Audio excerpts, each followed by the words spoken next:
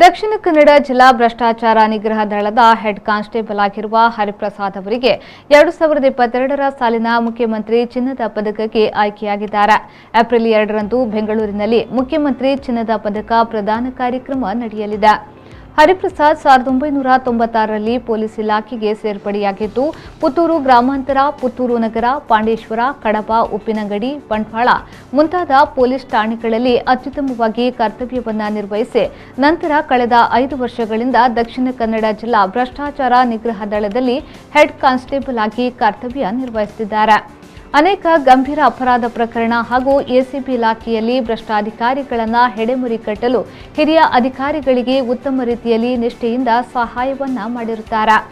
ಹರಿಪ್ರಸಾದ್ ಪುತ್ತೂರು ತಾಲೂಕಿನ ಉಪ್ಪಿನಂಗಡಿಯ ನಟ್ಟಿಬೈಲ್ ನಿವಾಸಿಯಾಗಿದ್ದು, ಅವರ ತಂದೆ ಕೆ ವೆಂಕಟಾಚಲ ನಿವೃತ್ತ ಅಬಕಾರಿ ಇಲಾಖೆಯಲ್ಲಿ ಹೆಡ್ ಗಾರ್ಡ್ ಆಗಿದ್ರು. ತಂದೆ ಕೆ ವೆಂಕಟಾಚಲ ಮತ್ತು ತಾಯಿ ಕೆ ಕಸ್ತೂರಿ ದಂಪತಿಗಳ ಮೊದಲ ಮಗ ಹರಿಪ್ರಸಾದ್ ಅವರು.